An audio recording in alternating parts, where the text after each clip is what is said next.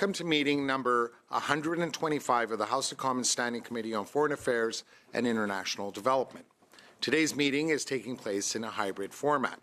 I'd like to remind participants of the following points, and this goes for members as well as witnesses. Please do wait until I recognize you by name before you speak. All comments should be addressed through the chair.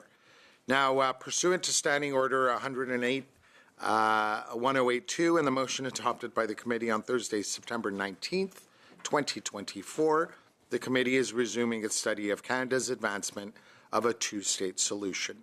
I'd now like to welcome our three panelists from B'nai B'rith. We have Mr. Henry Topaz, who is the Director for the Quebec and Atlantic Canada. From the Center for Israel and Jewish Affairs, we have Mr. Shimon Koffler-Fogel, President and Chief Executive Officer. And from JSpace Canada, we have Ms. Maytal Kowalski, the Executive Director. So you will each be provided 5 minutes for your opening remarks. Please do look over this way every once in a while, because not only with respect to your opening remarks, but also with questions that follow from the members. There are time limits. So if you see this going up, that means if you could wrap it up in about 20 seconds or so. So all of that having been explained, we will go to Mr. Topaz for his opening remarks. Monsieur le Président, chers membres. Mr. Chair and members of the committee, thank you for inviting me here today to speak in the name of B'nai B'rith in order to find a solution for the two-state solution. And the voice of Canada's grassroots Jewish community. Our organization, founded in 1875, is dedicated to eradicating racism, anti-Semitism, and hatred in all its forms while championing the rights of the marginalized. I believe it must be stated at the outset that as we wear poppies today to remember the sacrifices of Canadian fighting men and women to defend our way of life, it is the state of Israel today that is the bulwark against those who would tear the fabric of Canadian and Western society asunder. B'nai B'rith's submission to this committee comes at a critical time as Israel, the Middle East's only democracy, faces an existential threat on multiple fronts. The recommendations we provide today are essential if Canada is to contribute meaningfully to any possible two-state framework that secures both peace and democratic stability.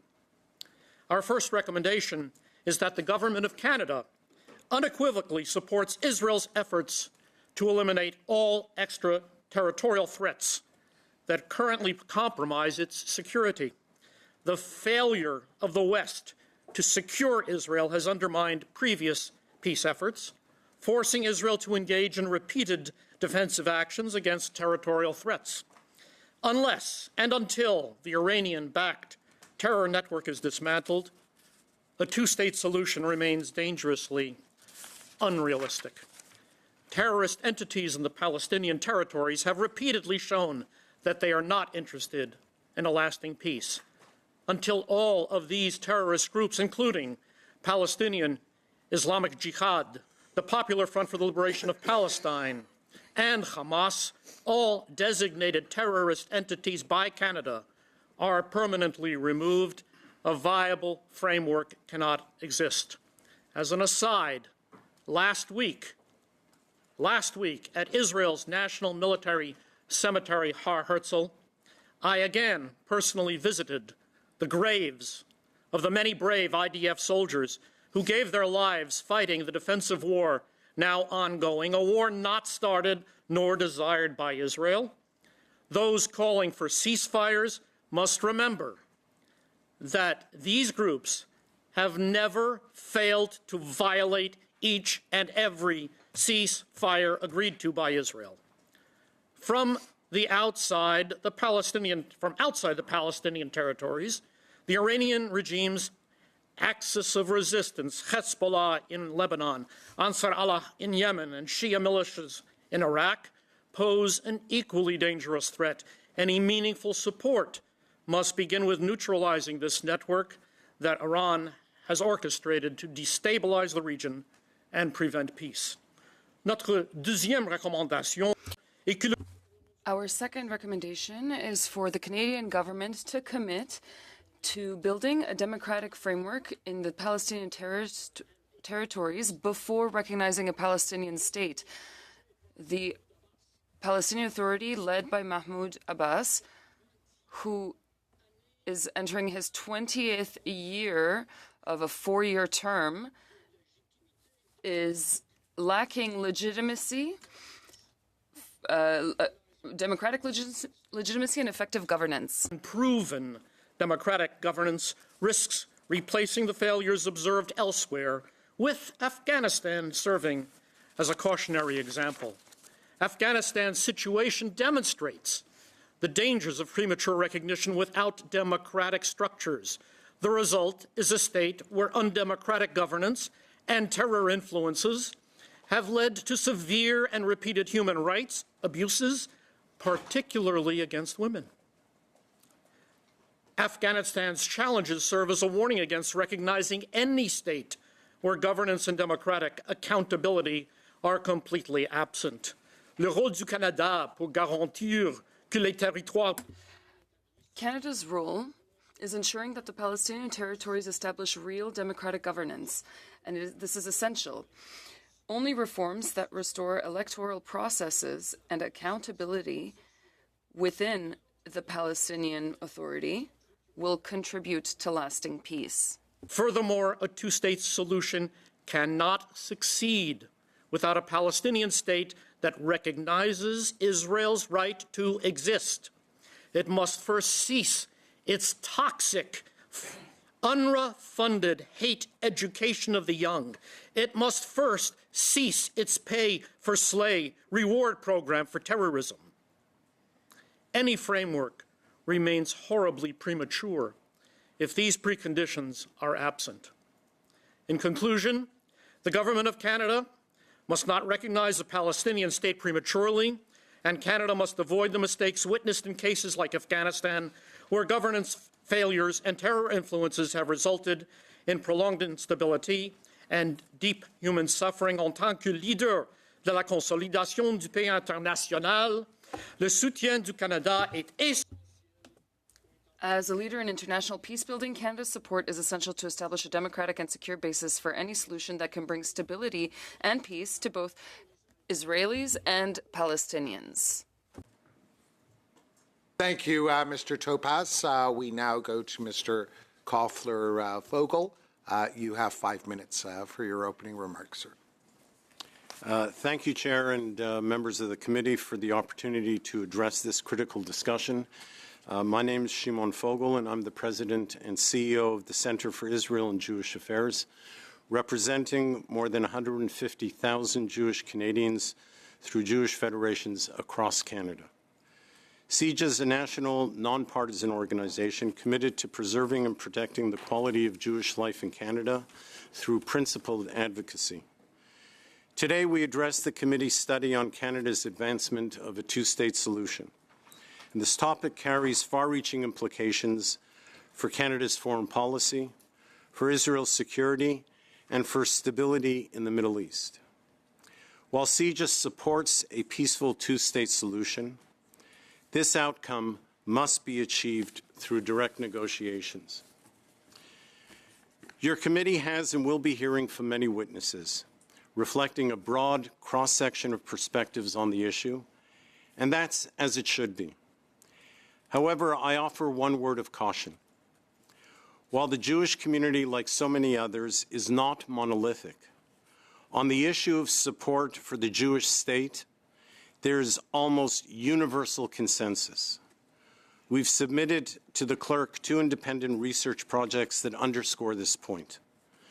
To put it bluntly, more Canadians believe in flat earth conspiracy theories than Jews who oppose an independent Jewish state in our ancestral homeland. The studies confirmed that only 3% of self-identified Canadian Jews reject Israel's legitimacy. It would be misleading to attach significance to such a marginal view and conclude that from a Jewish community perspective, there exists any meaningful ambivalence about the place of a Jewish state within the family of nations. It's important to remember that Palestinian statehood is not an absolute right. According to UN Security Council resolutions 242 and 338, statehood is conditional, requiring first the recognition of Israel's security and the legitimacy of the Jewish state in our ancestral homeland. The resolutions mandate direct negotiations to achieve these terms before statehood can be conferred on Palestine by the international community. Premature recognition contradicts this foundational formula, creating a destabilizing precedent. Another vital component is Palestinian agency. Currently, there is a worrying lack of accountability within Palestinian leadership. Statehood cannot be treated as an entitlement. It must come with the obligations of responsible governance.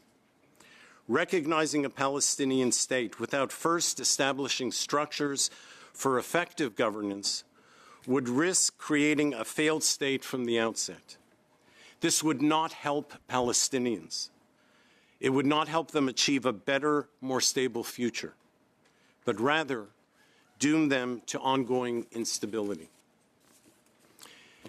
Statehood also requires that essential issues such as borders, water rights, the electrical grid distribution, the status of Jerusalem, and the Palestinian demand for the right of return be resolved first. Recognizing a state without addressing these core matters through direct negotiations not only overlooks practical functionality, but it condemns both parties to enduring conflict. Without negotiated agreements on these points, the envisioned end of conflict is unattainable. A unilateral approach would leave all these issues unresolved, with no mutually agreed upon mechanisms to address them. Now, Canada has historically maintained a balanced approach to this conflict, supporting peace processes grounded in negotiation, mutual recognition, and security guarantees. To depart from this approach by endorsing a unilateral path risks emboldening rejectionist elements and reinforcing the idea that peace can be achieved without compromise. By supporting direct engagement, Canada upholds its values of fairness, security, and commitment to true peace. In conclusion, Mr. Chair, CIJA believes that Canada must remain committed to a fair negotiated resolution to the Israeli-Palestinian conflict. One day, we hope there will be a vibrant, democratic state of Palestine. But to pretend that there's a viable Palestinian state today is inaccurate, irresponsible, and based on harmful half-truths. Only a true two-state solution achieved through direct negotiations can ensure lasting peace, security, and stability in the Middle East. Thank you for the opportunity to share my thoughts, and I'm more than happy to answer any questions in the discussion. Thank you, Vogel. We now go to Ms. Kowalski. You have 5 minutes. Thank you. Thank you, Mr. Chairman and members of the committee, for inviting me to be here today. My name is Maytal Kowalski, and I'm the Executive Director of JSpace Canada. JSpace Canada is a pro-Israel, pro-peace, pro-democracy Jewish Zionist organization that advocates for Canada to promote and preserve the two-state solution in Israel-Palestine as championed by our community of Canadian Jews. I myself am a dual Canadian-Israeli citizen. I was born in Winnipeg and moved to Israel with my family in 1994. I want to thank you for holding these meetings at such a crucial time. While some would argue that only just over a year from the horrific Hamas terror attacks of October 7th, this is not the time to discuss peace. I would like to quote former Israeli Prime Minister Ehud Olmert, who stated just last weekend that using October 7th as an argument against the creation of a Palestinian state is, quote, a gross mistake. It is precisely because of October 7th, precisely because a two-state solution is the best way to defeat Hamas and other terror entities that we must act now. Since February of this year, JSpace Canada has been advocating for Canada to recognize a Palestinian state alongside the State of Israel, broadly based on 1967 borders. This is also my recommendation today, but I want to make sure this is not merely a symbolic gesture. Therefore, I ask of you, in addition to and in tandem with recognition, to consider the following actions. Commit to a continuation of ongoing sanctions on entities, organizations, and individuals directly involved in, financing, and/or supporting settler violence and annexation in the occupied West Bank, including extremist Israeli politicians and government officials such as Itamar Ben-Gvir and Bezalel Smotrich. Support and strengthen the Palestinian Authority as an alternative to Hamas rule in the face of plans by Finance Minister Smotrich to collapse the Palestinian Authority through withholding of tax revenue collected by Israel. And finally, pressure the Palestinian Authority to commit to a range of reforms aimed at enhancing democracy and governance, fighting corruption, revising its prisoner payment program, and addressing incitement. We know from a variety of polls that the majority of Canadian Jews, Israelis, and Palestinians still support a two-state solution and a diplomatic, not militaristic solution to the conflict. And you simply cannot have a two-state solution without one of those states being the state of Palestine.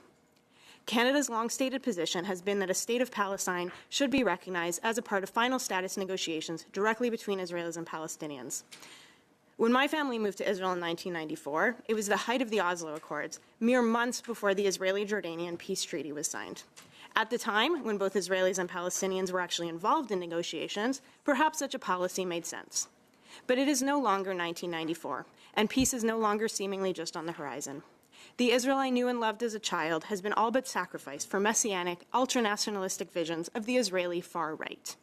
We must acknowledge not just what we want to see in the future, but what exists now. And what exists now is a one-state reality, where between the Mediterranean Sea and the Jordan River, one state, Israel, controls the entry and exit of people and goods, oversees security, and has the capacity to impose its decisions, laws, and policies on millions of people without their consent. Canada's foreign policy must adapt itself to the Israel that exists now. This is precisely what being a friend of Israel means. If I stop my friend from drinking and driving, I'm not punishing my friend, I am saving them. Right now, by enabling this Israeli government headed by Prime Minister Benjamin Netanyahu, not only are we allowing our friend to drink and drive, we are encouraging them to take another few shots before getting in the driver's seat. After all, when Netanyahu's own party, the Likud, sponsors an event to encourage resettling the north of Gaza, in the words of friend of JSpace Canada, the father of 20-year-old hostage Nimrod Cohen, held in Gaza for over a year, they want to lay the foundations of their settlements over the body of my son. I am here representing a large portion of the Canadian Jewish community that feels connected and attached to Israel, believes in Israel's right to exist as a secure, democratic home of the Jewish people, and precisely because of that attachment and connection, oppose the current Israeli government and want to see their Canadian government take strong action. You may hear reasons today as to why a step like Palestinian statehood recognition is risky. There will always be inherent risks with working towards peace, but they will never outweigh the risks of living forever by the sword and being in a state of perpetual war. At a rally with the peace organization Peace Now in Israel, mere kilometers from where I lived in the early 2000s, a man named Chaim Perry held a sign that read, "Better to have the pains of peace than the agonies of war." Chaim Perry was taken hostage by Hamas on October 7th. In June of this year, he was murdered at the hands of Hamas in the absence of a hostage release and ceasefire deal that could have freed him. For the memory of Chaim Perry, Hirsch Goldberg Poland, Vivian Silver, Judy Weinstein, and so many others, including the tens of thousands of Palestinians whose names we never even got to learn, we must pursue a path of peace through whatever mechanisms we can, such as recognizing a Palestinian state, even if it is painful, because it is better to have the pains of peace than the agonies of war. Thank you. Thank you very much, Ms. Kowalski. We now turn to the members for their questions. And first up is Ms. Marty Morans. You have, 4 minutes. Chair, and thank you all for your submissions. Mr. Fogel, it's been the long-standing policy of Canada that a two-state solution is the best path forward so long as it is negotiated and that both states live side by side in peace and security. Are you concerned that this motion, which is the subject of these hearings, seeks to change this long-standing position? Thank you for the question. I think this study reflects an anxious desire to be able to make a contribution, to break the cycle that currently exists and find a path towards what I think all of us share, a independent Palestinian state, a secure Jewish state living side by side. But the temptation to do something is outweighed by consideration of what are the consequences of doing anything. And I am concerned that the hunger to make a contribution is coming at the expense of a thoughtful contribution.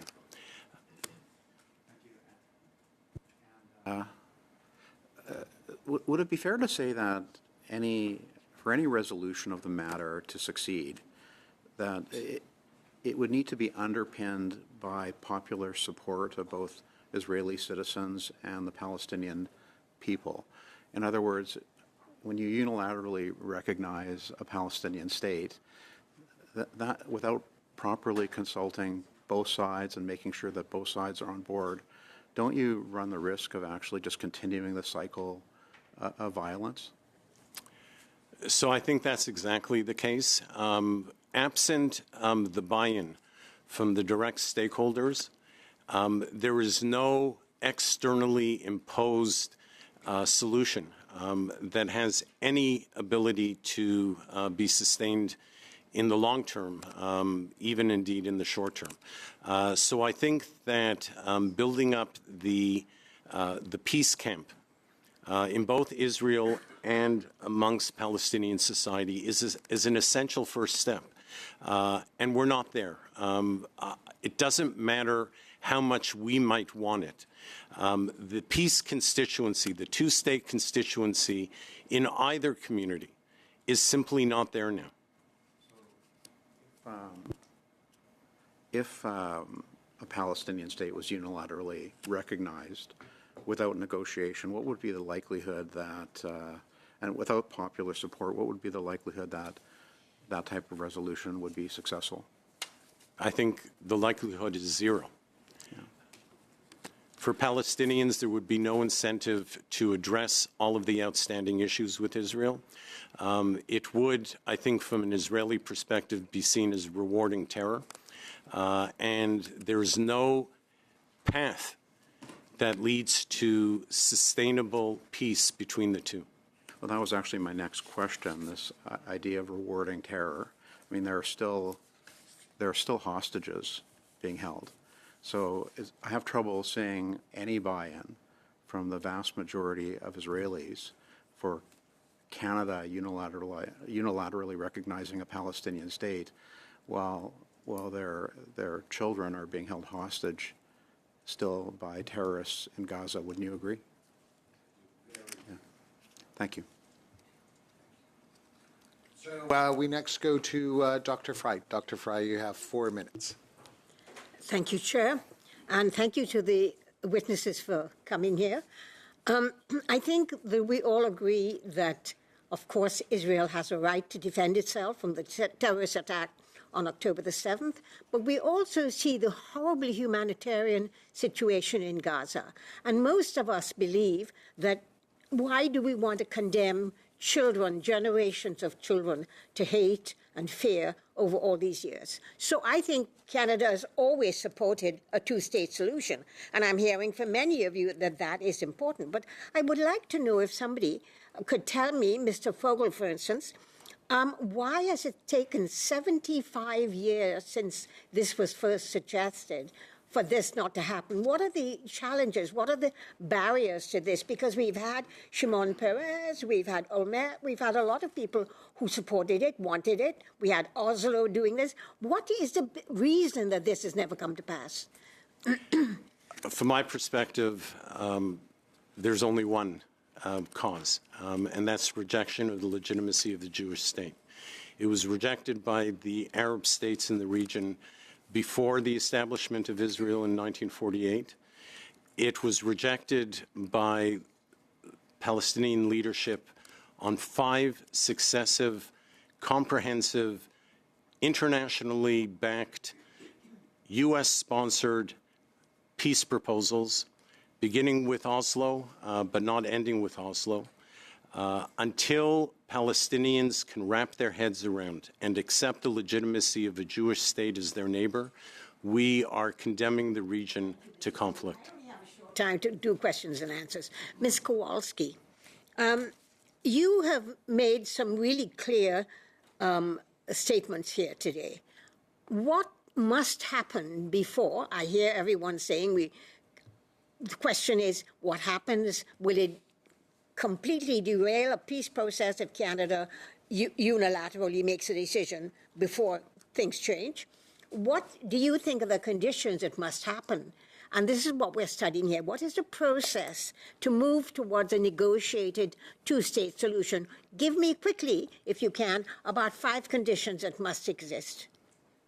So I think the first is actually recognition of a Palestinian state by Canada. And I want to say just really briefly, the reason that that is important is because in past negotiations, when we talk about Oslo or other negotiations, we actually weren't talking about a Palestinian state. We were talking about an autonomous region, or what a lot of diplomats and leaders refer to as a state minus. When more countries, we have 146 countries right now recognizing the state of Palestine, as more countries recognize that state of Palestine, it means that when negotiations do happen again, we're not negotiating if it's a state or something else. We are negotiating, now that we know that it is a state, what does that look like and how do we make it happen? For how we make it happen, the answers are all there. We have seen these processes happen before, and we know that what has been lacking is leadership. Leadership able to speak to their people, Israeli and Palestinian leadership, able to speak to their people and explain why these steps are important. And I would also say that it is important to understand that while there is responsibility on both sides, both the Israelis and the Palestinians and their leaders, to do a better job on this and to be at the negotiating table, we must recognize that in this situation right now, Israel holds the majority of the cards. Israel is in a position of strength. Israel is a sovereign state, whereas Palestinians are stateless people that are divided between Hamas and the Palestinian leadership. And so we have to be able to recognize where the systems work in advantages and disadvantages and put the pressure on both both peoples accordingly. Thank you. How am I doing? You're over right now. I'm over? Thank you. Thanks. I'm sorry, guys. No worries. So we next go to MP Bergeron. You have 4 minutes. Merci, Monsieur le Président. Je tiens Thank you, Mr. Chair. Thank you to the witnesses for being here today and for giving us some information on this very important topic. Ms. Kowalski, in her opening remarks, said something a lot more eloquently than I did. I have the same conviction, and I always have had the same conviction. The Israeli people and the Palestinian people cannot continue to exist in a perpetual state of war. Last week, the former ambassador of Canada said that the biggest threat to Israel is coming from the inside, and this country will never be safe so long as it continues to occupy the Palestinian territories in the West Bank and in Gaza. For years, the colonization, especially in the West Bank, has been ongoing, and this goes against international law. In 1977, there were 1,900 Jewish settlers in the West Bank. Now it's 700, upwards of 700,000. Ms. Vogel, you talked about the necessity to do something. And that there might be consequences. Have you thought about the consequences of doing nothing? Because since 1967, nothing has budged, and that led to the October 7 attacks and of the massacres in Lebanon and Gaza right now. So what are the consequences of doing nothing? So thank you for the question, and it's an important one. I don't suggest that nothing be done. I think Canada should invest in the Palestinian Authority, much like Maytel has suggested.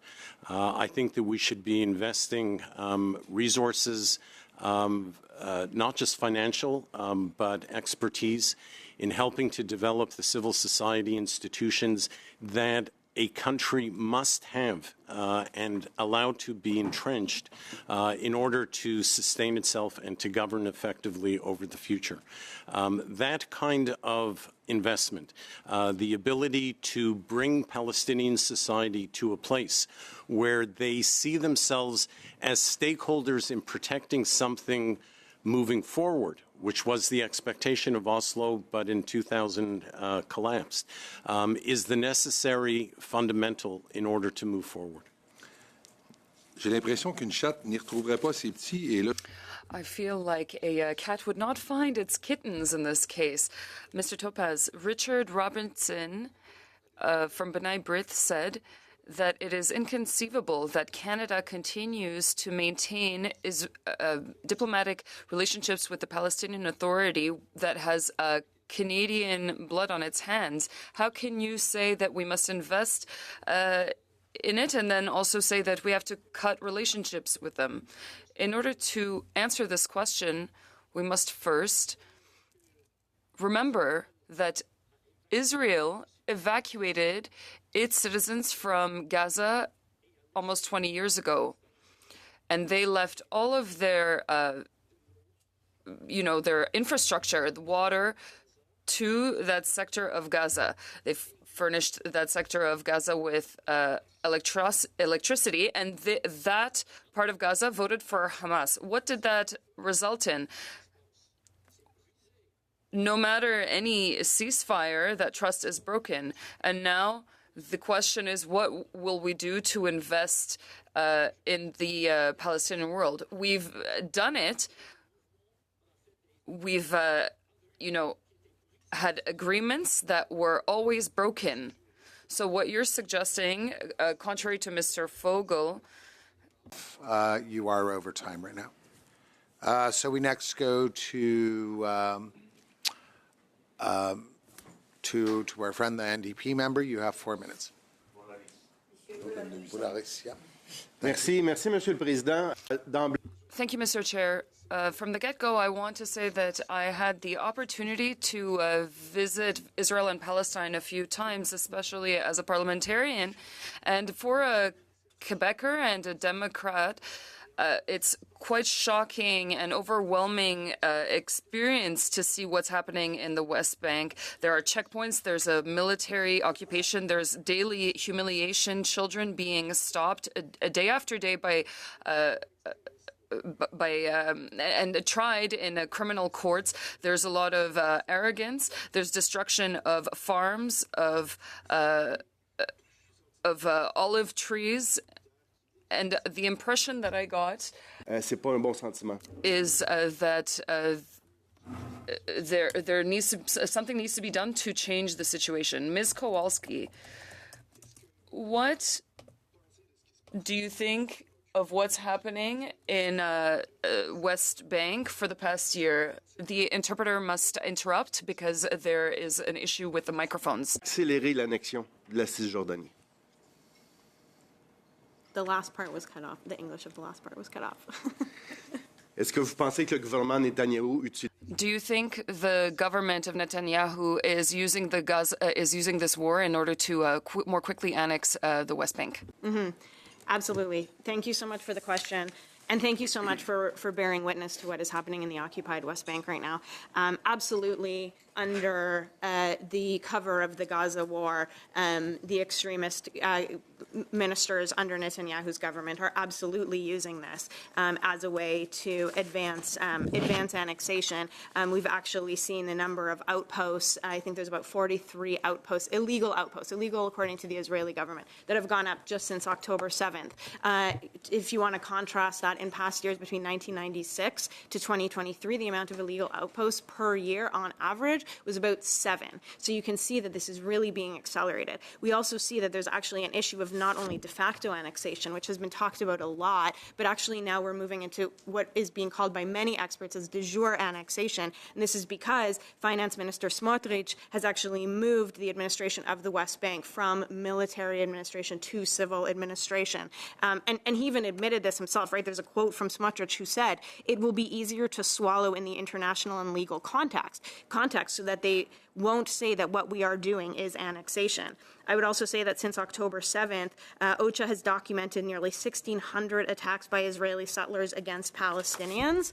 And we also see Israeli authorities destroying, confiscating, sealing, or forcing demolition of about 1,800 Palestinian structures across the West Bank.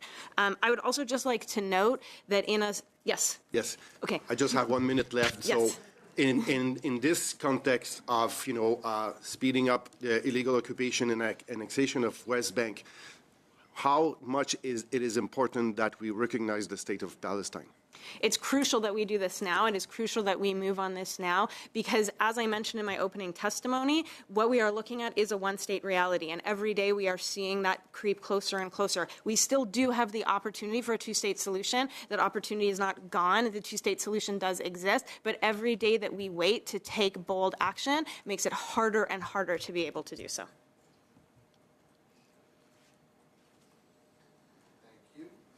Thank you very much, MP Boularis. We now go to MP Abel-Taif. You have 3 minutes. Thank you for generous 3 minutes. Welcome to the panelists. Mr. Topaz, you precondition the Palestinian state or working toward the two-state solutions by 2 things. One's for Iran to quit doing and basically interfering in the Middle East affairs the way it is, and also to have long-lasting peace that we need to go back to negotiation. And Oslo Accord has put a platform for that. Where did Oslo Accord fail, and how can we go back? The war is going to end at some point, and everyone's going to go back to negotiation table. Do you think that Oslo is still the platform that we can go ahead and begin a negotiation toward a lasting peace? I can't tell you whether Oslo is the proper formwork for a lasting peace for such negotiation, because every negotiation that has taken place based on Oslo has failed. Every one of them. My co-witness, Mr. Fogel, has made it very clear that there were 5 such negotiations. If you read any of Bill Clinton's writings, he basically said very clearly that Palestine had a chance, but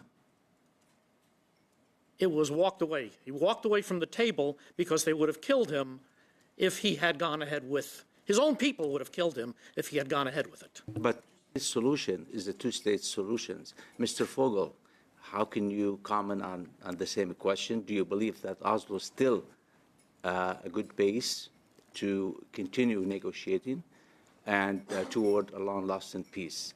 I think that's the bottom line. You've recognized the condition of two-state solutions. It has to be in place. Otherwise, where are we going from here? So I think that everybody around the table who does support a two-state solution would agree that the basic terms of reference as presented in Oslo still inform what would likely be a resolution to the conflict. Mutual recognition, guarantees of security, land swaps that would accommodate and account for some of the current Israeli presence in the territories, but compensating Palestinians with other territory so that it was net neutral. Those parameters, I think, are still there. The benefit that we have today that we didn't have in Oslo is a growing level of comfort amongst the Arab world, the surrounding countries, through the Abraham Accords, the peace treaty with Jordan, Egypt, the flirtation with Saudi Arabia, that could support whatever the parties directly negotiate. Thank you. We next go to MP Oliphant. You have 3 minutes. Thank you, Mr. Chair. And I want to thank all the witnesses today. Your presence here shows us both the breadth of opinion and diversity of the Jewish community in Canada, but also the depth and the importance that you hold both to Canada and to Israel. I want to start out by saying very clearly that I unequivocally support the State of Israel, the defense of Israel, the people of Israel, and their right to have peace and prosperity. That doesn't mean I necessarily unconditionally support the government of Israel, nor would I ever support any government unless it protects its own citizens, the rule of law, and the international rules-based order. I would say the same for the proposed state of Palestine, recognized by 146 countries, not yet Canada, that I will unequivocally support a state of Palestine. And that doesn't mean I necessarily support its governments at the current time. But I separate those issues as I do in Canada. I don't always support the governments in Canada either. There have been several I haven't supported, but it doesn't mean I'm not loyal to Canada. What I want to be very clear about, however, is that the question we are dealing with at this committee is Canada's recognition of the state of Palestine. And the question is not if, it's not whether we will or not. We will. Canada will. I am convinced of that. It's when. And we have talked about a negotiated recognition. I'm not a student of history, but I don't believe that states are always negotiated in their recognition. Canada will unilaterally, as we have always done, recognize states. We did that with Kosovo, and we've done it in a number of places. What are the pluses and minuses of recognition of the state of Palestine for Canada and for Jews in Canada, and how will it help? I want to begin with Ms. Kowalski. So I think that the pluses are, like I mentioned earlier, it is then not a question of when negotiations happen. It is not a question of what are we negotiating for a state or something else. It is that we are negotiating. There is a state of Palestine. It is widely recognized. And the question will just be what that looks like. And it will be those final status issues that will be left to negotiations. In terms of minuses, I think this is also something I brought up in my testimony. But, we don't want it to just be a symbolic move. We want to make sure that other actions follow, and that is also why I talked about not only moves that we can take to strengthen the Palestinian Authority, but things that we should be asking Israel to do, because as you said, we can support the state of Israel and realize that the government is working to the detriment of that state. So there are clear actions that have to come along with this recognition. You are right, and I agree with you. I think unilaterally recognizing the state of Palestine, there is no reason that should not be done by Canada and that it will not have benefits, and so we should move forward with that. And I think with the Jewish community, I think the thing that I first want to say is that, with all due respect, we are not the story here. The story is millions of stateless Palestinians who have been waiting for so long for justice and to be treated as a sovereign people in their ancestral homeland. And it should be us, Jewish Zionists, first and foremost, who recognize that. That is our story. We should have more empathy than anyone for the fact that they want it.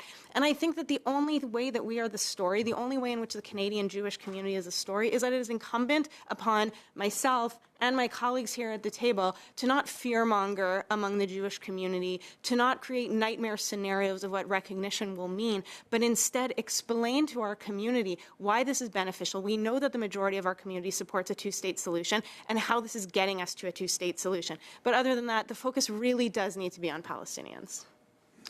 I suspect that's my time. Thank you. So we now go to Mr. Bergeron. You have a minute and a half, sir. Merci, Monsieur le Président. Je reviens. Thank you, Mr. Chair. Back to Mr. Topaz, because I did not have time to finish asking my question. From what I understand from your answer, contrary to Mr. Fogel, you do not suggest that we provide more attention to the Palestinian Authority. You think that we should cut our ties with the Palestinian Authority, correct? I don't think I ever said that. That's what Mr. Robertson said that at the time. That was in mid-November. All right, let me remind you that November 7th, 1 month after October 7th, in Dollar de Zormo was subjected to a firebomb on that day. If we understand this as what happened there is happening here, then what he said was very fitting at that time. If everything that's happening over there starts happening here, the fabric of our society will be torn up. And with regards to the Palestinian Authority, give me a reason for the current Palestinian Authority, aside from the fact that Mahmoud Abbas has entered his 20th year of a 4-year term. We have to put in place the specific structures that are necessary, democracy and so on. We don't have that. Mr. Boulouris, you have a minute and a half. Merci, Monsieur le Président. Madame Kowalski. Thank you, Mr. Chair. Ms. Kowalski, I'd like to hear more about your thoughts on the communities and movements you work with in Israel, including Standing Together and Peace Now, who are now protesting for a ceasefire and a peace agreement and the liberation of hostages. How do you work with these groups? Thank you for that question. Yeah, it's very important to recognize that there are so many organizations like Standing Together and Peace Now on the ground in Israel, Palestine, who are doing this work. We work in close partnership with both Israelis and Palestinians because we believe that any solution that we want to bring forward, it has to come first and foremost from the ground. So the work that they are doing to advance the issue of two-state solution, Palestinian statehood, equality and equity in the land, is really helping to advance how Israelis and Palestinians see their future. And I would like to speak a little bit just to the question of support of the two-state solution, which can be attributed, I think, to a lot of these civil society organizations. And we should recognize that both Israelis and Palestinians, when they are given a framework to what a two-state solution would look like, I heard a lot of testimony where they discussed the numbers of support for two-state solution in Israel and Palestine being quite low. That actually is not the case when a framework is given and it explained what a two-state solution looks like. We actually see broad support, the majority support for that position. So it is so important that we continue to work with peace organizations like that who are doing the work on the ground, because civil society, top-down and bottom-up approaches are both needed. Merci beaucoup. Thank you. Go to MP Morantz. You have 3 minutes. Three. Okay. Mr. Topaz, I want to take the opportunity to talk to you about anti-Semitism, because certainly there's anti-Semitism in Canada before October 7th, 23, and anti-Semitism in Canada after October 7th, 2023. And since that time, we've seen some pretty ugly stuff happening in our streets, to our schools, to our synagogues, to our institutions, in our neighborhoods. And we have a government that says, on the one hand, Israel has the right to defend itself, but on the other hand, voted for a motion that would deny it the means to defend itself by banning arms permits. We have a government that is funding UNRWA, even though it's established that UNRWA was complicit in the October 7th attacks and has been teaching young Palestinian children to hate Jews for decades, which has contributed largely to this problem. And now we're studying, in the context of our friend Israel being attacked, 1,200 Israelis being brutally slaughtered, more taken into brutal captivity, the Liberal government thinks it's a good idea to study unilateral recognition of a Palestinian state. Do you think the policies of this government specifically exacerbate the problem of anti-Semitism in Canada, in our streets? What probably scares me more is that rather than having moral clarity on this issue, unilateral moral clarity on this issue, we are finding moral perfidy around all segments of different levels of government. I'm not going to single out any particular level of government. We know what is going on in the streets of Montreal, in the streets of Toronto. We know what is going on campuses. We believe that this is basically someone let the cat out of the bag, and people are taking full advantage, sadly. You know, that's very interesting that we have in New York, if you ever listen to any of the American networks, there is an organization called Tunnels to Towers. It's an organization that was started to protect the widows and the families of those people who died in 9/11, those soldiers who have died fighting the United States wars, etc., from abject poverty. What we have right here going on by financing UNRWA is not tunnels to towers, we have dollars to tunnels. We're basically giving money to UNRWA, and UNRWA is using that money to finance and promote and commit terrorism, and that has to stop. That is a total lack of moral clarity. But to my question, do you think these liberal policies are helpful in terms of containing anti-Semitism, or do they exacerbate the problem? Again, we are nonpartisan, so I cannot characterize the actions of any particular party. All I can say is that what is going on by present levels of government is unacceptable. Thank you. And for the last question, we go to MP El Gabre. You have 3 minutes.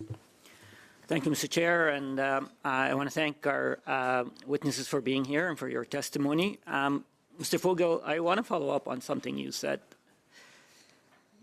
You said that the Palestinians are not entitled to a Palestinian state. I'm curious, in your opinion, what are they entitled to? Those stateless millions of Palestinians in the West Bank and Gaza, are they entitled to something? So thank you for the question. I don't think that I framed it in that way. I think what I said was in accordance with Security Council Resolutions 242 and 338, Palestinian statehood is not an automatic entitlement, that there were expectations based on those two resolutions, and frankly, we can't cherry pick. Either we're committed to the UN or we're not. If we're committed to the UN, then we have to follow the formula that the UN put forward in order to achieve that end of Palestinian statehood. I think 242 and 338 recognized that Palestinians had an opportunity in 1947 to absolute entitlement of statehood by accepting the partition plan. By virtue of having rejected it and gone to war against the nascent Jewish state, they compromised their ability to acquire that right of statehood, and that they had to, frankly, earn it. Sorry, Mr. Fogel, I only have 3 minutes and half of it is already gone, so I just want to follow up because I'm still curious about your opinion. I mean, we can argue about what the UN says about the entitlement of a Palestinian state or not. I want to know your opinion, because in my opinion, the state of Palestine is not ours to give or take back. It's not ours to reward or hold back.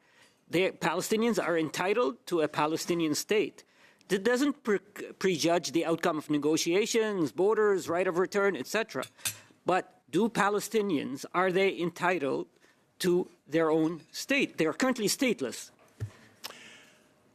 I support Palestinian statehood as an outcome of direct negotiations, unequivocally. Because, by the way, every state recognition by Canada is unilateral. People keep throwing the word unilateral around. It's always unilateral because it's an admission. It does not, again, preclude or prejudge the outcome of negotiation. Therefore, there's wisdom in affirming Palestinians' right to having a statehood, particularly today when we appear to be moving away from the two-state solution. Mindful of the time, I will simply say this. Canada has repeatedly, successive governments have repeatedly recognized the desired end of having Palestinian statehood as a result of direct negotiations. That's not the debatable point here. what the committee, I think, is looking at are what are the conditions, what are the criteria that are helpful in order to expedite that end goal. Now, I see we have a couple of minutes remaining. MP Morris is here. Is it the will of the committee to allow him to ask a question? Excellent. Mr. Morris, you have 2 minutes. Thank you, Sharon. Thank you, colleagues. We had multiple academics at committee last week who shared, in their perspective, that there's no pathway to a two-state solution unless we recognize there are two states. Today, I heard that from Ms. Kowalski. I heard from Mr. Fogel and Mr. Topaz some conditions you suggest for Canada to apply before Canada recognizes two states. And so my question to each of you, to Mr. Fogel, you mentioned about democracy, and so my question to you is, should we no longer recognize other states if they're not democratic enough? So, for example, is Eritrea not a state? And I asked the same question to Mr. Topaz as well, who put forward that we must first establish structures for effective governance before we recognize the Palestinian state. I don't believe that I suggested that democracy itself is a criteria. What I was suggesting is that putting into place the civil society institutions that would allow for good, sustainable governments are necessary ingredients in order to have high confidence that the state will be able to withstand the pressures that every state around the globe is subject to and be able to endure even though those pressures will come to bear.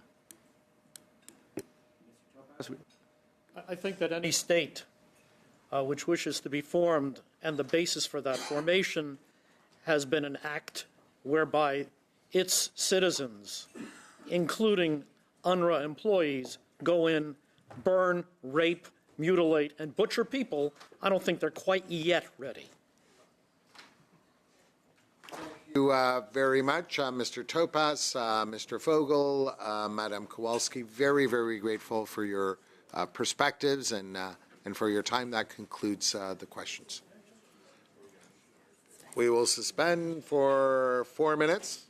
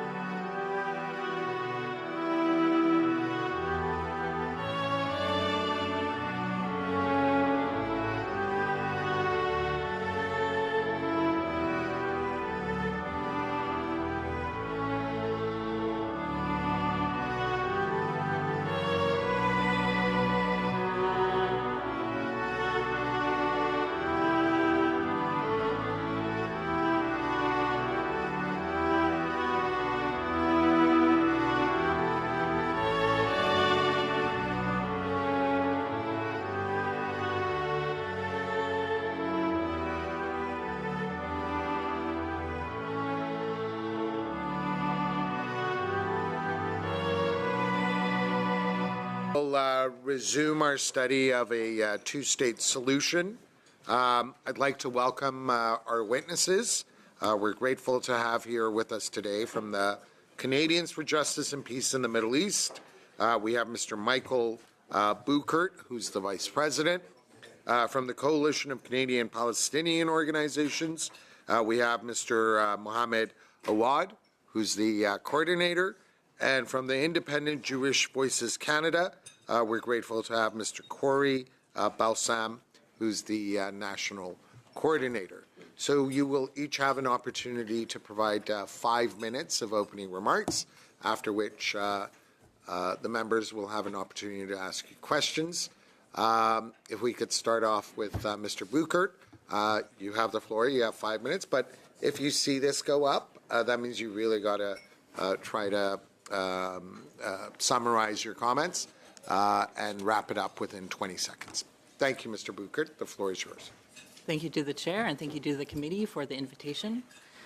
This study has been focused on the question of whether Canada should recognize the state of Palestine. We believe that it should do so immediately.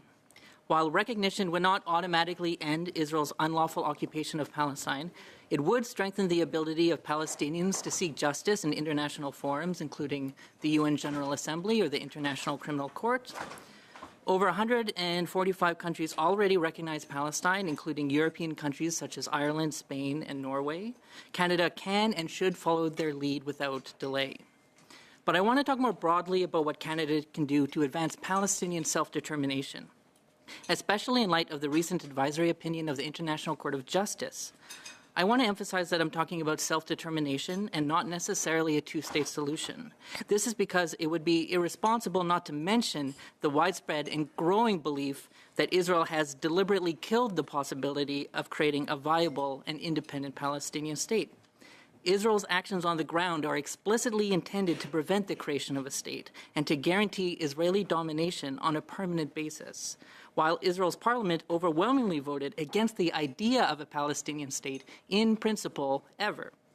In this context, we need to be open to the possibility that a two-state solution may already be dead and that self-determination may have to be advanced through other means, for example, through a single shared democratic state in which all peoples have full equality. To be sure, this is not a question for my organization to decide, nor for the Canadian government to dictate, but it is up to Palestinians themselves. But this much is clear.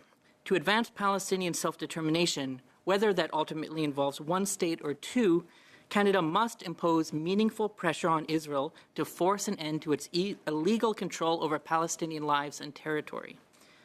The ICJ, in its recent opinion, found that Israel's presence in the West Bank, East Jerusalem, and Gaza is illegal and must end as rapidly as possible.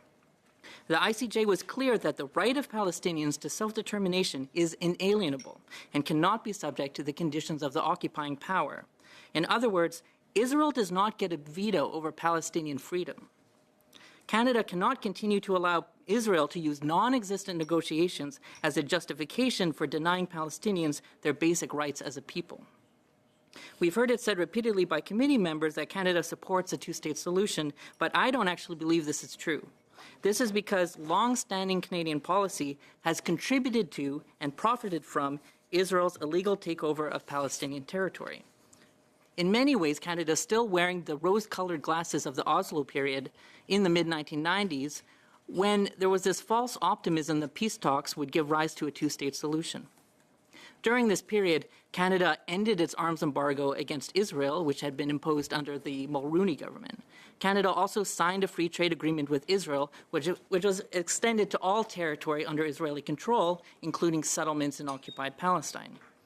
There was a belief that these gestures would serve as a peace dividend that would encourage the Israeli government to complete the process. But rather than promote peace, this failed approach has incentivized Israel to double down on its annexationist agenda. Israel instead accelerated its illegal and colonial activities, more than tripling the number of settlements and killing tens of thousands of Palestinians in the subsequent period. For the last 3 decades, Canada's pro-Israel policies have given the green light for Israel to consolidate its permanent control over Palestine and cement a system of apartheid over millions of people. Even today, Canada clings to this anachronistic approach, which has utterly failed to bring us any closer to ending Israel's illegal presence in Palestine, it has only demonstrated to Israel's leaders that there will be no consequences for defying international law. Not even Israel's acts of genocide and ethnic cleansing in Gaza have been enough to push Canada to hold Israeli leaders accountable. In order to break from this shameful pattern of impunity and to comply with Canada's obligations, as outlined by the ICJ, meaningful economic pressure is needed, including sanctions. At a minimum, these measures should include a comprehensive two-way arms embargo using the Special Economic Measures Act, the suspension of the Canada-Israel Free Trade Agreement, and a ban on trade with settlements, and sanctions on Israeli political and military leaders. It is more urgent than ever that Canada uses every tool available to safeguard the rights of the Palestinian people. Thank you. Thank you, Mr. Buchert. We next go to Mr. Awad.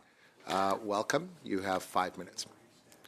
Thank you, Mr. Chair, and through the clerk, thank you to the committee for allowing me the opportunity to testify here today. My name is Dr. Muhammad Abu Awad. I'm a Canadian-born, grew up in Palestine.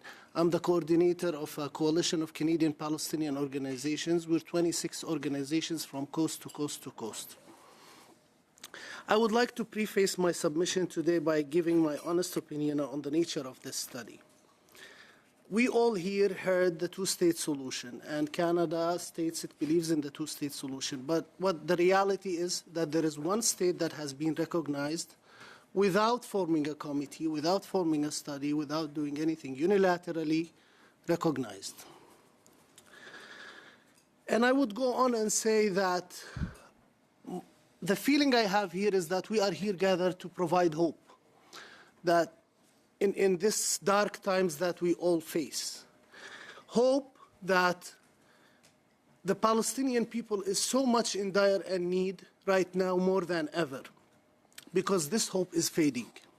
The two-state solution is dying. The Palestinian people have been failed several times, more and more by the international community, and unfortunately by Canada as well. We cannot honestly discuss the recognition of Palestine without going back 75, 76 years ago and talk about Nakba. And I'm going to state from the United Nations, the Nakba has a profound impact on the Palestinian people who lost their homes, their land, and their way of life. It remains a deeply traumatic event in their collective memory and continues to shape their struggle for justice and for their right to return to their homes. The main question we have today here, should Canada recognize Palestine or no? And should Canada recognize Palestine now or wait later? Do we believe in international law? The ICJ, International Court of Justice, in its July 19th, 2024, ruling found that Israel's occupation of the West Bank and Gaza Strip is unlawful. Here is a quote of what the court said. And if we believe in that court, if we believe in international law, this is what our obligation and responsibility. The court considers that the violation by Israel of the prohibition of the acquisition of the territory by force and of the Palestinian people's right to self-determination have a direct impact on the legality of the continued presence of Israel as an occupying power in the occupied Palestinian territory. The sustained abuse by Israel of its position as an occupying power through annexation and assertion of permanent control over the occupied Palestinian territory and continued frustration of the right of the Palestinian people to self-determination violates fundamental principles of international law and renders Israel's presence in the occupied Palestinian territory unlawful.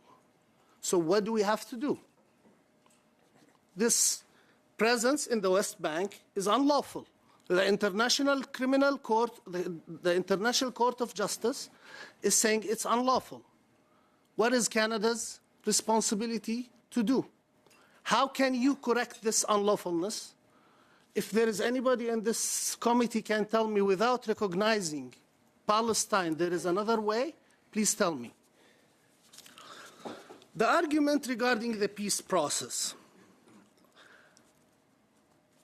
Unfortunately, the ICJ has debunked Canada's message when Canada presented at the ICJ saying that it should be through a final peace process negotiation. So our position today as Canada, as leaders of the world, is that our message is not heard in the ICJ. Our position today is that we are behind 147 countries that already recognize Palestine. 9 out of 20 of the G20 has recognized Palestine. 5 of the NATO allies has recognized Palestine. And we are sitting here and saying we should be doing this. The question is, when are we going to do it? Are we going to wait another 75 years of negotiations?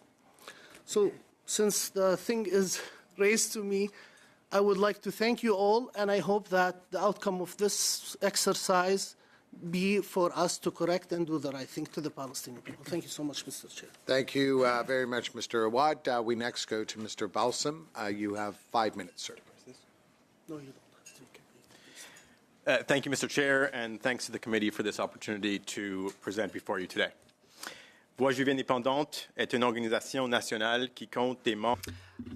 Independent Jewish Voices has chapters across Canada and Quebec. We are a diverse group, and we come together as Jews to pursue a fair and equal form of future for Palestinians and against anti-Palestinian racism. Rather today, it bears emphasizing that the Palestinian people are facing what has now been widely deemed a genocide in Gaza. The situation in northern Gaza was further described by the heads of prominent UN agencies just a few days ago as nothing short of apocalyptic. As Jews and as Canadians, we are driven by the post-Holocaust edict of never again. And to us, that unequivocally means never again for anyone. We are likewise motivated by Jewish values, in particular, the unyielding pursuit of justice.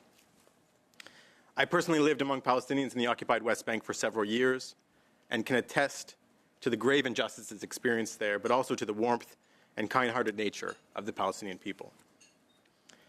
Monsieur le Président, nous ne pouvons pas permettre que le statu quo perdure, et je dis... We can't allow for the status quo to continue, and I say that in the interest of all citizens of Palestine and Israel. Have repeated Canada's foreign policy position of supporting a two-state solution while neglecting to take virtually any meaningful action to attain this objective. On the contrary, Canada has been deeply complicit, particularly with Israel's efforts to establish facts on the ground in the form of illegal Jewish-Israeli settlements in the West Bank, in Gaza, and perhaps soon again in Gaza, which serve ultimately to block the creation of a Palestinian state. In direct contradiction of Canada's official discourse and of Security Council Resolution 2334, Canada has refused to differentiate in its trade dealings with Israel, allowing these illegal settlements to benefit from privileged access to Canadian markets. It has repeatedly and continues to vote against UN resolutions in support of fundamental Palestinian human rights. It has also allowed Canadians to receive tax benefits through supporting charities that act as conduits for often violent settler organizations involved in terrorizing Palestinians, confiscating their land, and even blocking aid trucks to Gaza. This is real. Mr. Chair, it's time for Canada to change course. And we believe that Canada's recognition of a Palestinian state would constitute an important step toward actualizing the right of Palestinians to self-determination, which Canada acknowledges and which we support. But of course, it can't stop there. Recognizing Palestinian statehood alone, without taking steps to end our complicity and to apply pressure on Israel, would render such a move virtually inconsequential. So if Canada is truly serious about supporting a rules-based international order, it must take action now and accompany statehood recognition with concrete action to that end. And so our recommendations are as follows.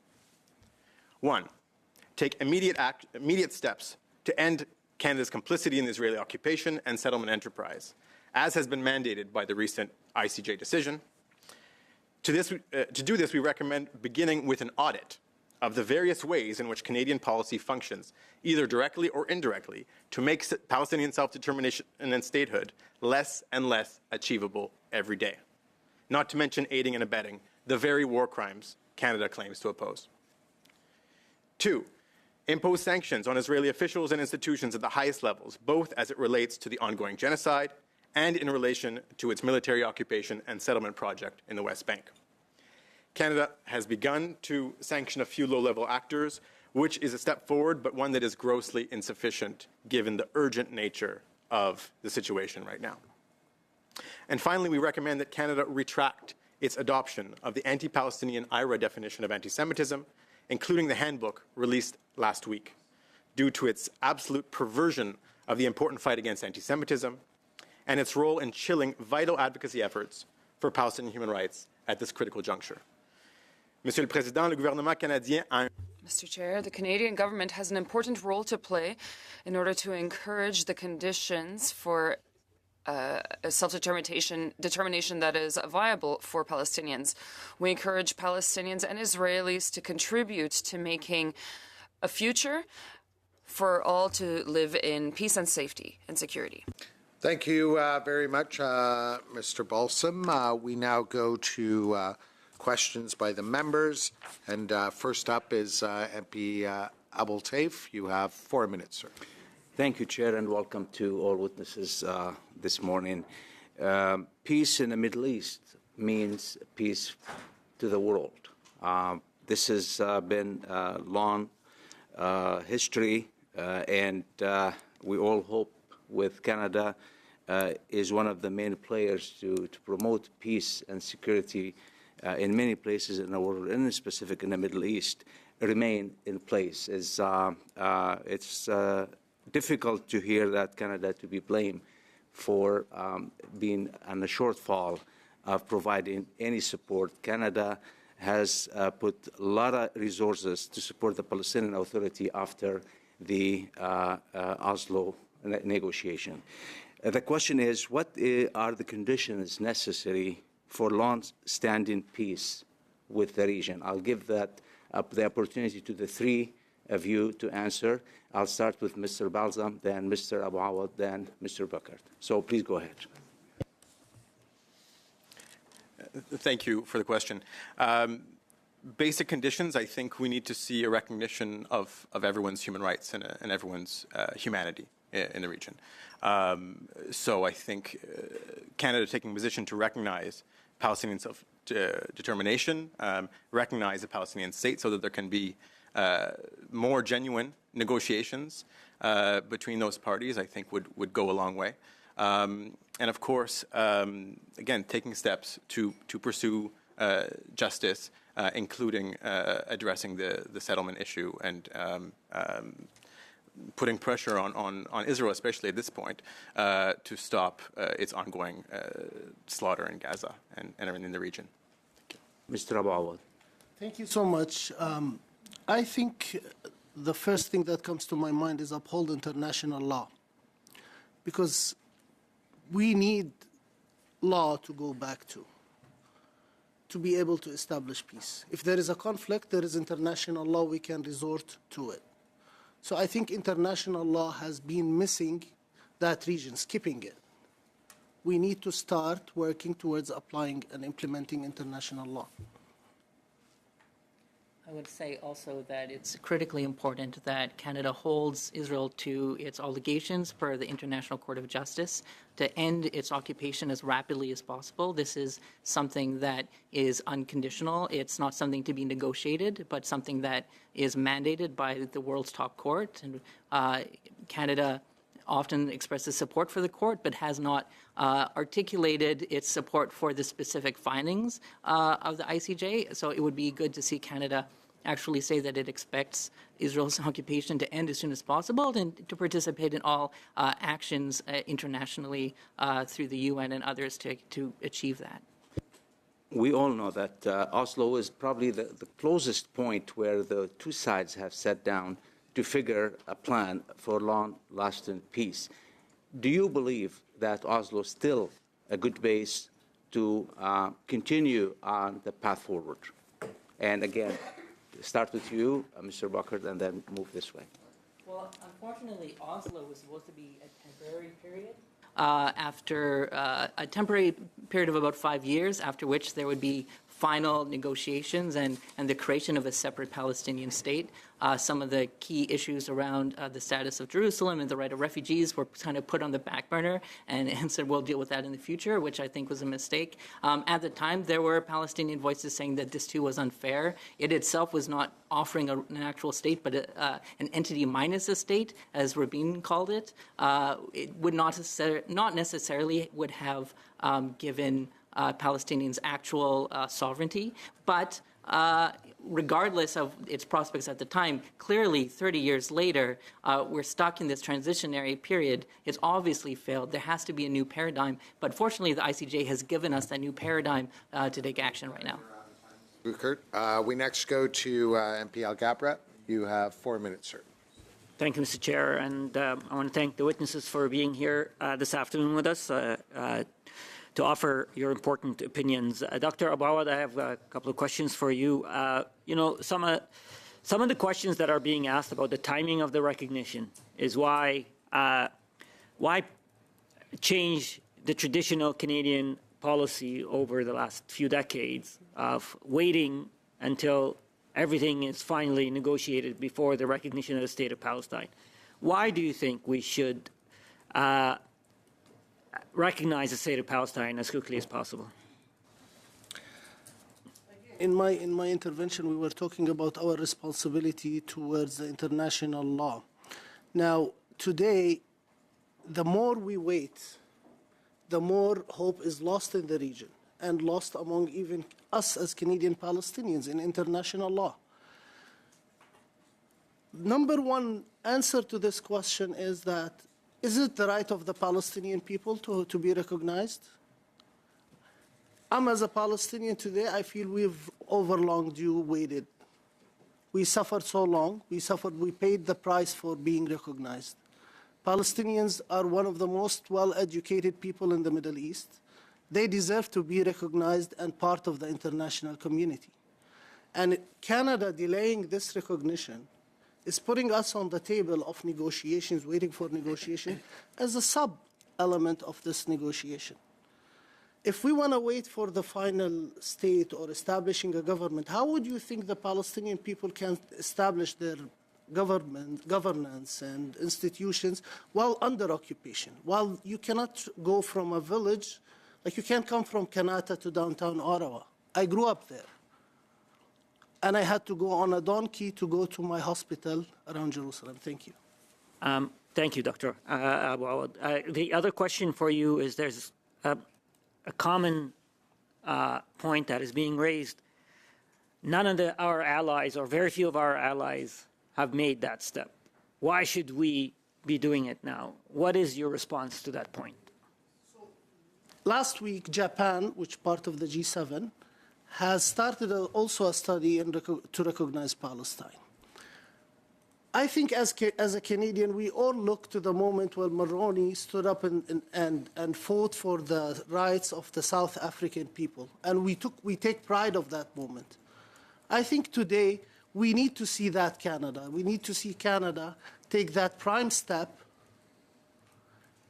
and be a leader in the world again and lead the G7 in this step. Not wait to be second or third. And how many of our allies that you're aware of the G20, of European countries have already recognized the State of Palestine? So 9 out of the G20 has recognized Palestine. 5 of the NATO allies have recognized the State of Palestine. France is studying to recognize the State of Palestine. England is studying to recognize the State of Palestine. Japan is doing the same thing. Belgium is yes. Last few months ago, Norway, Ireland, Spain has recognized Palestine. 147 countries did. And in the last 20 seconds, what advantages are there for Canada to recognize the State of Palestine? It's an advantage for every country that is part of the international community to uphold the international law. We have obligation in front today as per the ICJ recommendation. We do have a big advantage on establishing peace in the Middle East and putting that cornerstone in establishing that peace, which starts with the recognition of Palestine. Thank you, Dr. Awad. We now go to MP Bergeron. You have 4 minutes. Merci, Monsieur le Président. Thank you, Mr. Chair, and thank you to our witnesses for being here today. Once again, thank you very much for enlightening us on this question, which is very important, but it is not necessarily an self-evident issue. I don't want to make any mistakes here, but I do think that everybody around this table believes in the two-state solution. I believe in it, and that is why we must recognize a Palestinian state. And so I acknowledge that Israel has a right to exist and to do so in safely and in security. Earlier, Mr. Fogel implied that a big part of the Canadian Jewish community, that Israel, or that a small part of the Jewish community has the right that Israel has the right to exist. Do you believe that the Israeli state has a right to exist, Mr. Balsam? Yes. We believe the right of Israel to exist in peace and in security, but no country has the right to exist as an apartheid state, as an oppressive state. So yes, human rights for everyone, but that's part of the problem with that statement. Recognizing the country as a Jewish state is similar to saying that Canada is a white or Christian state. It's not true for everyone. What we support is the equality and human rights for everyone. It could be on 1 state, 2 states, 3 states, a confederation. That's what's important. So you're adding an element to this equation. The studies are currently based on a 2-state solution, so Palestine on one side and Israel on the other. Do you believe in the 2-state solution? We believe that recognizing the Palestinian state is a first step. Then there can be negotiations in order to find a way, especially under the current situation, for example, 700,000 settlers in the West Bank, to come to a solution. The people are very mixed up right now. So how do we guarantee everyone's safety? It's not my place to say, but we must empower Palestinians in their negotiations. So recognize Palestine, Israel being already recognized, and then have negotiations between both states that can lead to God knows what. So there's the resolution 2334. Canada allows Jewish colonies, settlers to have some sort of access to the Canadian market. What does that mean with regards to international law? It means that we're going against international law.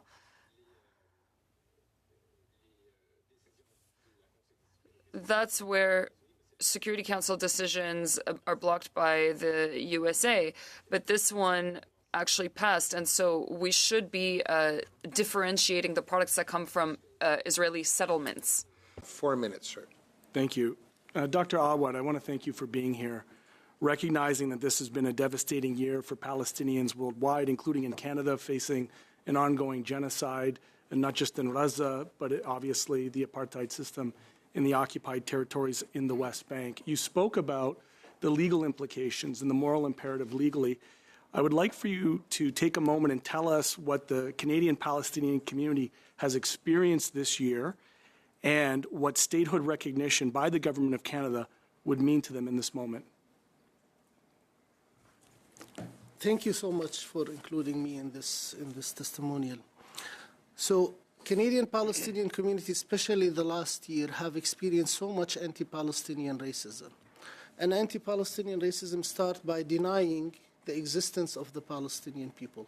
The failure of Canada and part of the international community of not recognizing the Palestinian state is the first step of not recognizing Palestinians. As a Canadian Palestinians, we have suffered so many incidents, and we saw so many incidents for just trying to speak for human rights and speak about the genocide that is going on and the killing of the Palestinian people. Doctors are fired from their hospitals. University professors have been stopped from work, and then they returned back to work because we all saw this, and we're still going on in this mess that we are in. So is it your testimony that state recognition domestically here in Canada would provide the type of perhaps societal legitimacy for those that are advocating for Palestinian rights, or I should say more specifically facing deep anti-Palestinian racism here in Canada? Absolutely. And how has the Canadian Palestinian community advocated with this government? You'll recall that there was an Opposition Day motion. Obviously, New Democrats put state recognition on the table. The Liberal government took it off the table at that time. What impact did that have on the community from your perspective in terms of seeing your identities and indeed your national identity effectively erased from that particular motion? So even before October 7th, the Palestinian community have suffered from a policy versus implementation issue. We at the coalition, we issued a study and we shared it with most of the parliament about policy versus implementation. Like we state in our foreign policy on our website of the Foreign Affairs that we recognize the we believe in two-state solution, yet we recognize one state and we don't recognize the other. Policy versus implementation, we go to the United Nations and vote against our own policies that we state in our official practice. The Palestinian community have seen throughout this whole year, and when that part was removed from the table of officially recognizing Palestine, the whole Palestinian community was boiling. So you, as somebody who has been actively advocating with this Liberal government, how do you feel they're listening to you? Again, we're in the coalition, are non-partisan.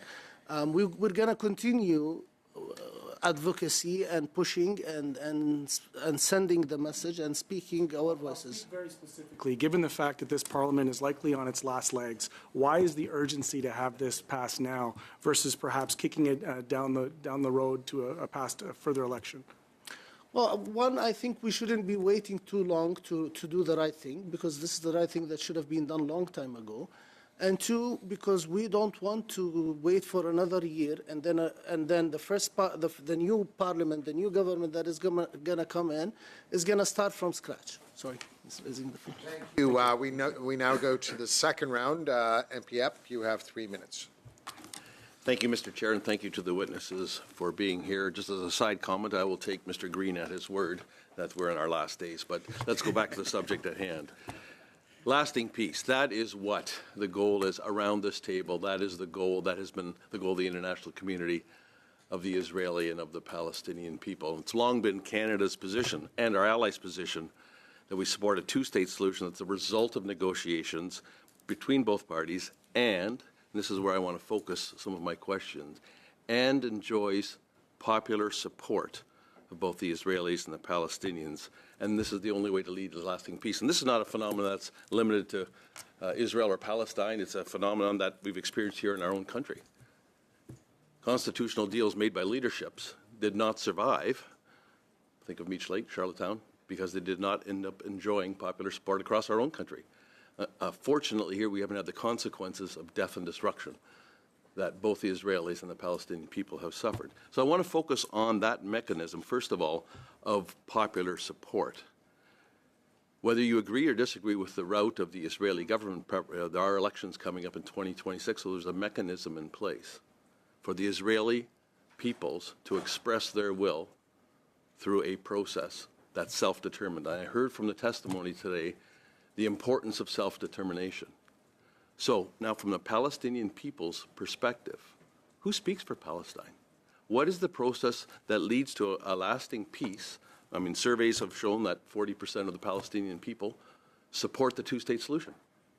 What is the mechanism that you or your organization would advocate for the voice of the Palestinian people to lead toward peace? Maybe we'll start with Mr. Bickert.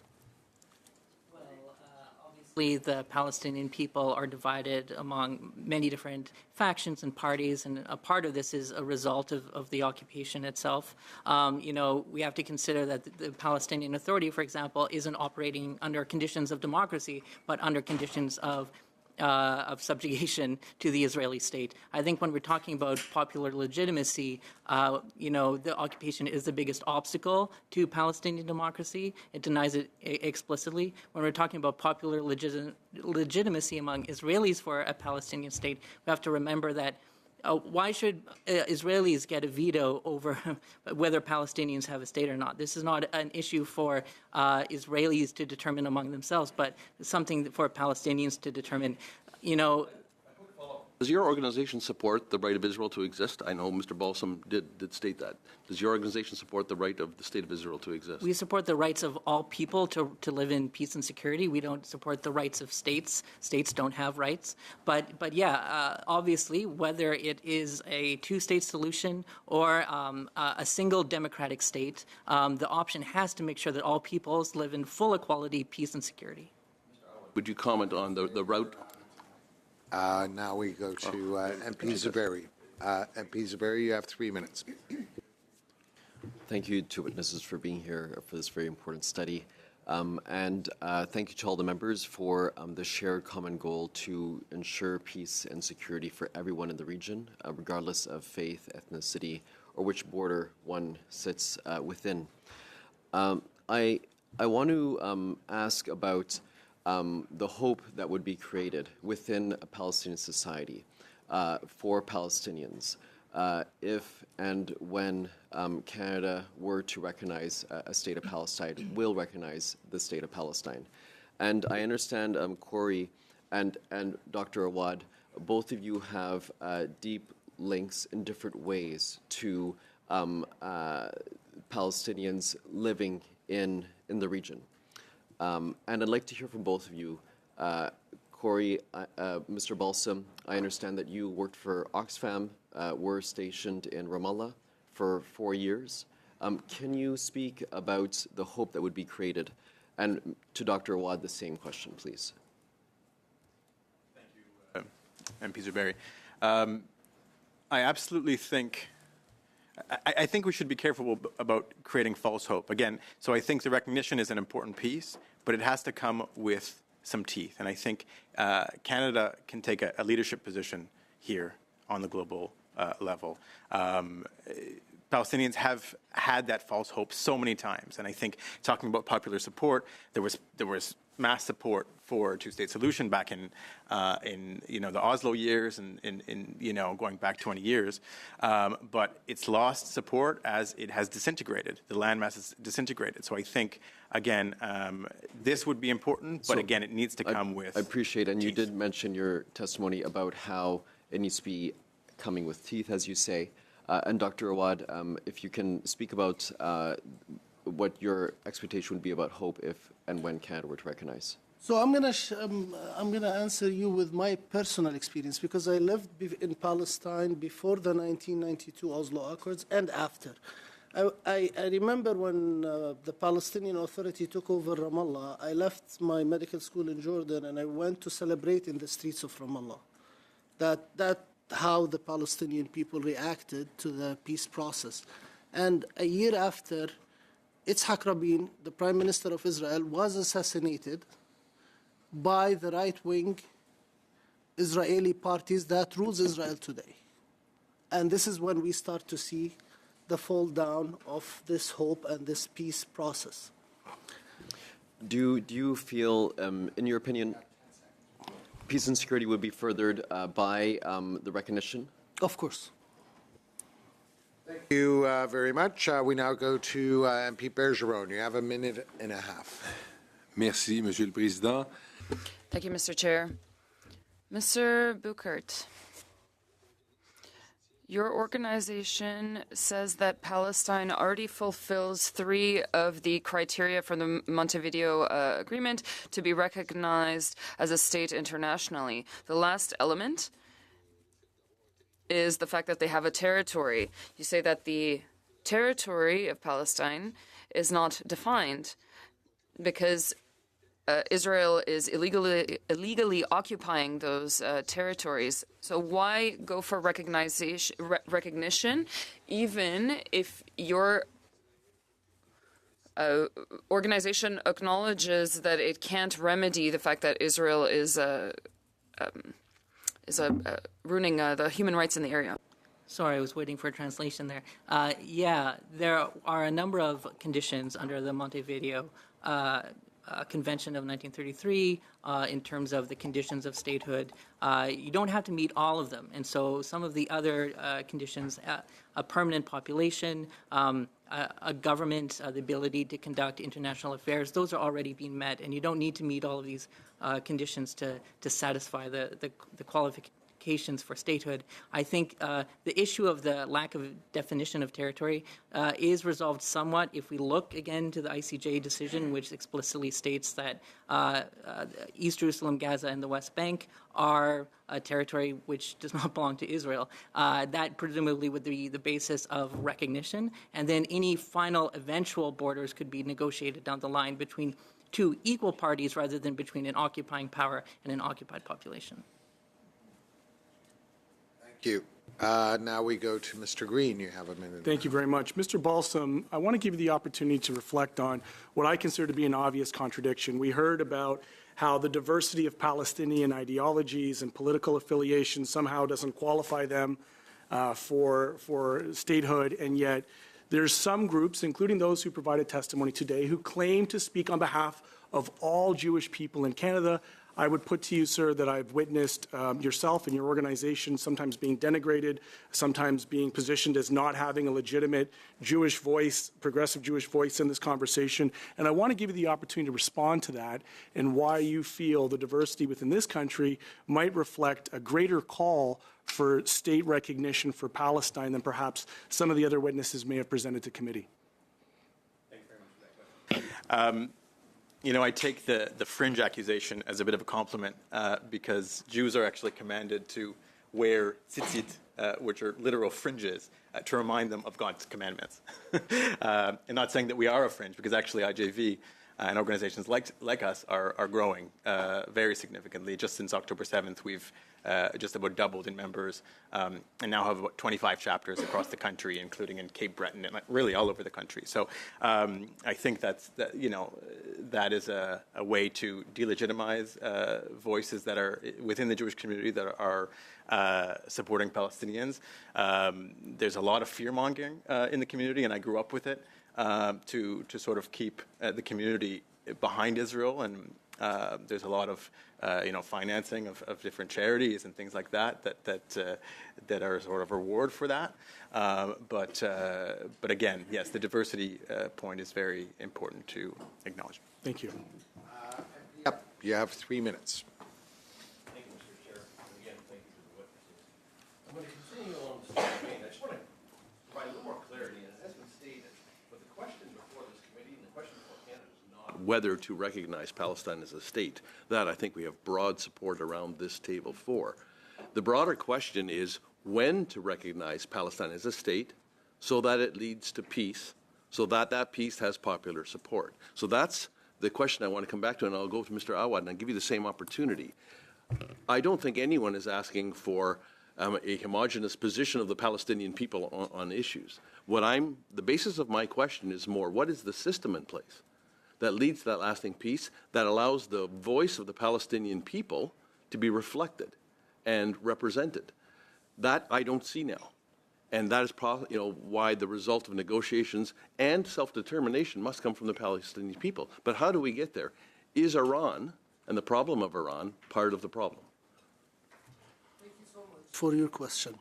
I think, and we've stated here that we are all looking for a two-state solution and for peace and lasting peace. And the main problem here is that we have an occupation that is going on. If you have a Palestinian people who are living under occupation, who cannot go from their homes to their work freely, and then you expect them to build a governance, to build political system, yet the Palestinian people have done that. And we have institutions established. I'll give you by numbers.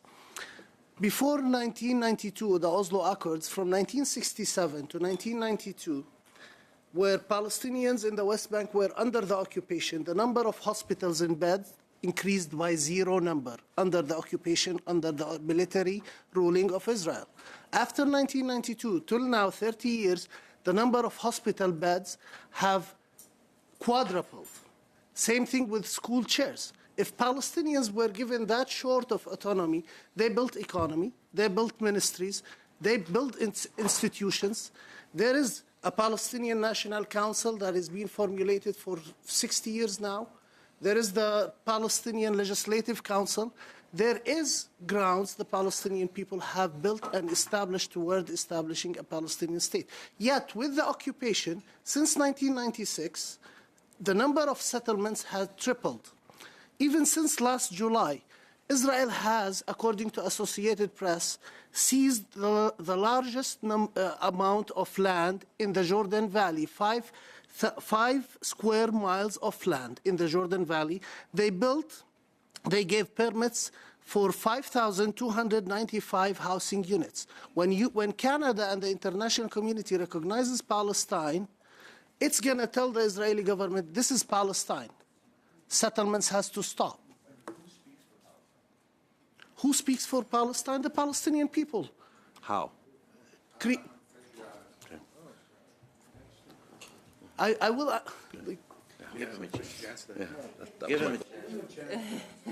Sure, Mr. Awad, 30 seconds, no more. Okay, sorry, thank you.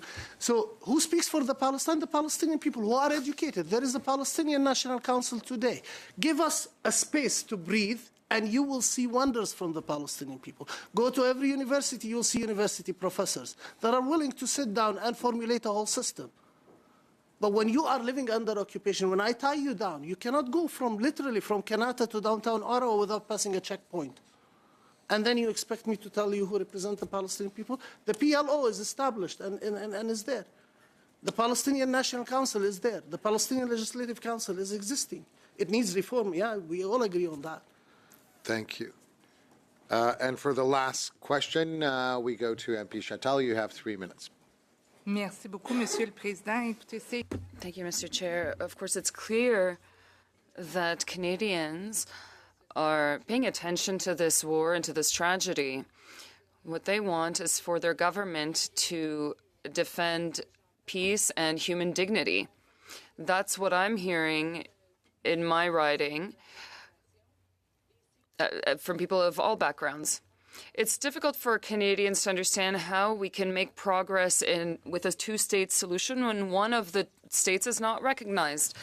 It's hard to wrap your head around. We seem to be stuck in a dilemma in which Palestine cannot fully function as a state without being recognized, but it can't be recognized without demonstrating that it does function as a state. So, it's a bit contradictory. Mr. Awad, would the recognition of a Palestinian state by Canada strengthen Canada's position as a promoter of human rights and of the peaceful resolution of the conflict and align itself with its more traditional role as a mediator within international conflicts? Thank you. I was just listening to the translation. Yes, definitely recognizing Palestine will put Canada back in the front of the international diplomacy. It will promote peace. And more important, we are doing our due diligence towards the international law and international community, which we've always stood for. Monsieur Buchert. Mr. Buchert, you defend human rights. Is Canada's position as a human rights defender something that might be strengthened through that recognition of a Palestinian state? Yes, I think so. I don't think that is the only action that Canada needs to take to really demonstrate that it is taking a leadership role. But absolutely, I think, Canada's reputation is affected by this. Canada lost its a couple of bids to join the UN Security Council, partly because of its decision to side with the U.S. and Israel on these matters against the rest of the international community. There's a good chance that it will continue that path. The countries that actually won a seat, Ireland and Norway, are leading the way. They recognize Palestine. Ireland is moving forward with a possible ban on trade with settlements. They're really leading the way and showing that these aren't the big, powerful countries, but they're making a name for themselves and they're earning a lot of respect as actually putting action behind their words. Canada could be one of these countries. It doesn't have to be a junior partner to the U.S. Or only do whatever Israel wants. It can chart its own path. Point of order, Mr. Chair. I'm just wondering if through you can invite the witnesses that should there be any additional information that they didn't get to provide today in this short period, that they could submit it in writing for the benefit of the study. Absolutely. Yes, we always extend that invitation to anyone who appears before us. If there's any additional information you would like to submit, then certainly feel free to do so. It would certainly be of assistance to all of us. But before it yes. Le Président, est-ce qu'on pourrait demander... Mr. Chair, can we get unanimous consent to give 2.5 minutes to our colleague Mike Morris so that he can ask a question? I very seldom do so, so we have 2 minutes remaining, and I'm grateful to the witnesses for having appeared. As you can imagine, every witness we have heard from so far has said that they very much would favor a peace process in the Middle East. But what does trouble me is that we have not seen a peace proposal by the government of Israel since 2008. And I was wondering if each of you briefly could tell us why you think that is. Canada has demonstrated to Israel that there are no consequences for maintaining the status quo. And the status quo for Israel is completely acceptable, but for Palestinians it means that every day is stateless, without rights, dispossessed, subject to horrifying violence. It's not acceptable. It's either they have a state or they have equal rights within a democratic state. It's one or the other. The current status quo is not an option. So if Canada is committed to 2 states, it has to actually force it to happen, because most people think that it's dead or on its way out. Thank you. Mr. Awad? So Israel has made it clear it has no intention of respecting ICJ ruling. Israel has made it clear that they have no intention of respecting international law. And Israel is now in the planning of taking over northern Gaza and reestablishing settlements in northern Gaza. Israel has, as I mentioned earlier, seized the largest land since July. And I think what we are seeing right now is the absence of the international community and holding Israel accountable to these actions. Mr. Awad, Mr. Balsam? Thank you. Israel has no reason to pursue peace in its own interest right now without pressure. There's no real pressure, and I think we're seeing the consequence of that impunity play out right now in the region. Israel, for a very long time, had a policy of negotiating while making sure that a Palestinian state would not be possible at the same time through the construction of settlements. And that was said openly in the Knesset amongst Israeli politicians, that was acknowledged. That yes, okay, we can let Tzipi Livni or someone else go to the negotiating table, but if the government actually pursues a Palestinian state, we'll make the government fall, right? That's been the approach. So again, Israel needs to feel pressure in order to actually move on this. Well, thank you very, very much. Very grateful for your time, for your perspectives, and for your expertise. Before we turn to you, Mr. Bergeron, I just wanted to make sure whether there's unanimous consent for us to adopt the subcommittee budgets in the amount of $1,250 for the study of targeting civil society in Venezuela, in the amount of $6,500 for the study of forced migration, and $2,750 for the study of implementation of Canada's Universal Periodic Review, and in the amount of $5,000 for the study of transnational repression in developing democracies. Is everyone okay with that? Excellent. Mr. Bergeron. Je me permets de vous demander encore, Monsieur le Président, de demander. I'll allow myself to ask once again for unanimous consent for our colleague Mike Morris to be able to ask his question. Minutes, Mr. Green. Oh, Mr. Green. There's only one in this room. Merci, Monsieur Bergeron. Thank you, Mr. Bergeron, and to all of my colleagues for granting me this opportunity. To return to, I think, some of the remarks we've heard are a number of academics, and in fact all three panelists here, who've said that the right time to recognize two states is now. There is no possibility of a two-state solution without recognizing there are two states. In the previous panel, we had some put forward the idea that there should be conditions. That's what the Foreign Affairs Minister has also most recently said. I asked the question to those panelists who put that question forward. I think we'd really benefit from hearing your perspective. Maybe Dr. Awad, you can start, and if I got time, Mr. Balsam next. What is your response to those who say there should be conditions before Palestine can be recognized as a state? I would laugh to these to put in conditions. We're not immature. We're not children or baby. Palestinian people are people. They're professors. They're smart, and they deserve independence. Starting with the conditions is simply like you're telling any nation you shouldn't be ready for a state.